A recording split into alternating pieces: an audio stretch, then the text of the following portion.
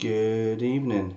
It's 20 to 9 in the evening here, or 20 to 4 in New York right now, and my trading day was finished quite a long time ago, so I'm just going to recap my day's trades.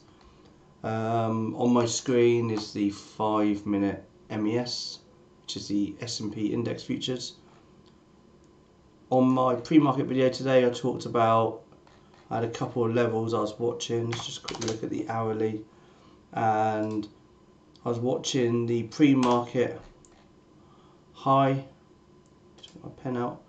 So this is the hourly, and I said if we can break over the pre-market, this is this area here, I'll be interested in on a long position, and if we can break below this area here, which is the pre-market low, I'll be looking for a short. In fact, I was really waiting for 46.91, which is this area just here, and I was either going to go for a bounce off of that area if that worked out, or if it failed I would have looked for shorts.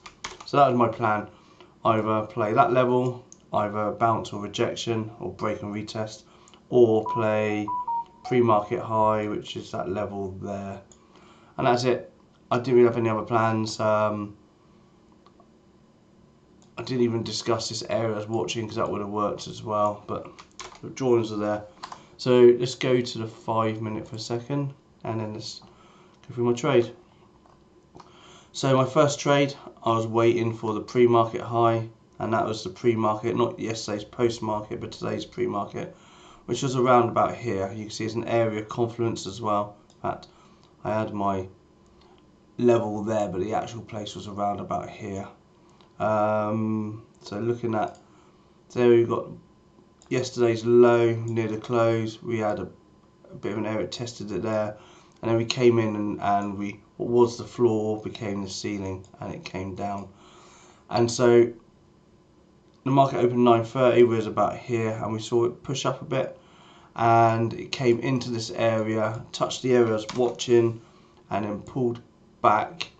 And even though that was the area I was really waiting for, I was also watching this area of confluence as well, and the top of that area, that's the main area. I was watching this area. So when it came back in, I took my entry. It was exactly, in fact, I saw it come down and it's on the way back up, so that's my entry there, and my entry was 47.25. I really was looking for an add, and I wanted to pull back again a bit more. I really wanted to come back down here to 47.20, but there was no add, so I only had one contract of ES or MES. But don't forget, I was trading over 14 Apex funding accounts. So even though it's one contract here, it's 14 contracts in total, but my risk is spread over 14 accounts. So it means I can trade more accounts, and if I have a big red day, then I can't risk blowing one account because I'm spreading out over 14 accounts. For example, if I had 10 contracts at ES, one tick against me or one tick in the opposite direction is a $50 move, whereas one tick in the right position, and if I was trying to hold, if for example I was trading ES and it came all the way down to here, I could probably blow my account if I had like 3 or 4 contracts of ES. But when I'm doing MES and I'm spreading it out over multiple accounts, it means I can manage my risk much better, and I can manage my losses better. So I only lose a small amount on each account rather than one big lump on one account, which means I can trade another day. Whereas one big lump account, if I had 2 or 3 trades in a row, 2 or 3 losing trades in a row using big ES contracts, then that's the account blown, and that's the reason. So Apex is great, and that's what I recommend using. So anyway, back into this trade, I had one contract of MES, which is spread over 14 accounts, so it's 14 contracts in total, and it came up for the push, and I was wary there was news at 10 o'clock as well, so I didn't really want to be holding it into the 10 o'clock news, and so I got out just about there. It's actually at that point of control, 47.40. So my move was from 47.25 all the way up to 47.40, that area. So a decent move, a really good move actually. Maybe I could have added on the breakout, or maybe another add I should have gone for was when it pulled back down into this area. You can see that on this 5-minute candle. Let's zoom in a bit. That's better. I should have had that display originally.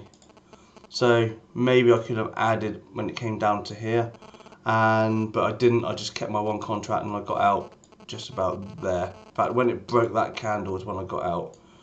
And I knew 10 o'clock was coming up as well. And the irony is, 10 o'clock happened and look at that big move up, massive move up, and that would have been a great day. But, you know, I'm trying to manage my risk better. Maybe last year I probably would have held through that. And just as much as we had a green move, it could have been a big red bar down. And that would have been a stop out and probably, yeah, it wouldn't have been a great trade. So that's why I was out there. Maybe, on hindsight, I could have looked for the breakout again because it was a strong move up, or even wait for the pullback and got back in on this pullback, maybe use the 2-minute chart. But I was done. So, but one thing I did do, I saw lots of volume coming in up here. Level 2 had loads of sellers sitting up here as well. And in fact, once all those sellers had gone, I did take a screenshot. I usually take a screenshot, but we had loads of sellers up there, and all the sellers were taken out by this move up, and so there was hardly any liquidity above, and all the liquidity was down below. And obviously on hindsight you can see that now. So what I did a short, high of the day short. It was literally on the high, and I got out as it touched the 8 moving average because we were quite far away from the 8. This big move was usually you see a bit of a pullback as well, even if you see it then push up.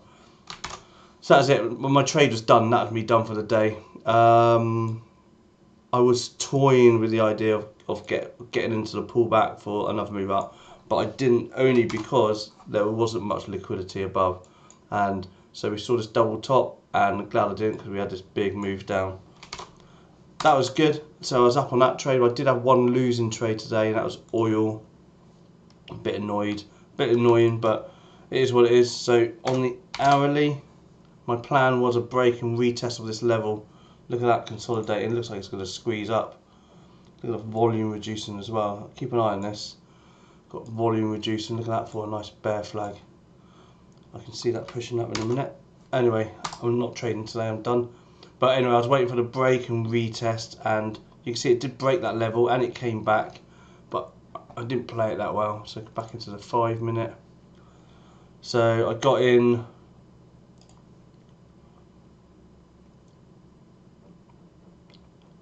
It broke through, came back in, and I got in. I think it's when it came back up to here. I didn't get him a confirmation, I'll be honest, so it wasn't a very good trade, and I stopped myself as soon as I saw it wasn't holding, and it couldn't hold that area as well, which was support. I got out, and I'm glad I did because it came down. It couldn't make that high again, so it came down again, and look like I said, it looked like it's set up a bit of a flag. We've got this flag forming. It's narrowing, and I think it's going to make a move up. This could be the break and retest I'm waiting for, so I may keep an eye on this and see whether it breaks out. A good trade will be come out, pull back either to that pivot there, or maybe down to this area and then for the move up, or we can break down, come back up, come down. The reason why I prefer the breakout, we're in an uptrend. It's a bear flag, but also we've got more volume, or we're actually in the, if you were to split this in half, which you can see use that point of control, most of the action's in the upper half of this wedge as well, so potentially we may be getting ready for it to push up, but we'll see. And that's it, that's my trading for the day. MES, good, decent trade, decent green trade. It was a very small one contract move, and like I said, because I'm trading it over 14 accounts, I didn't need a big move, and that was a decent move. So my stop was there, my entry was there, and basically it's an RBI breakout as well, break above the pre-market area there as well for the push up, And you could say that's a 1, 2, maybe a 3R move. Hang on.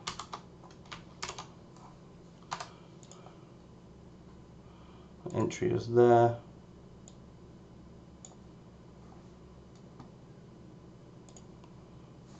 I'm using a mouse because my trackpad's playing up.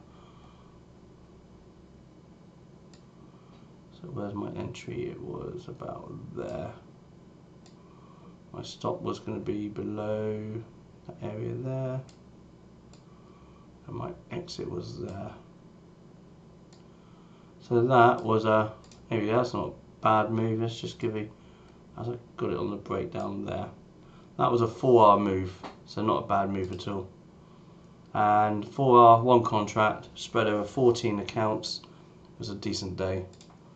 Okay, thank you for watching. Hopefully you've had a good day trading. It's markets about to close in 8 minutes, and that's it, me done. Have a good weekend. Thank you for watching.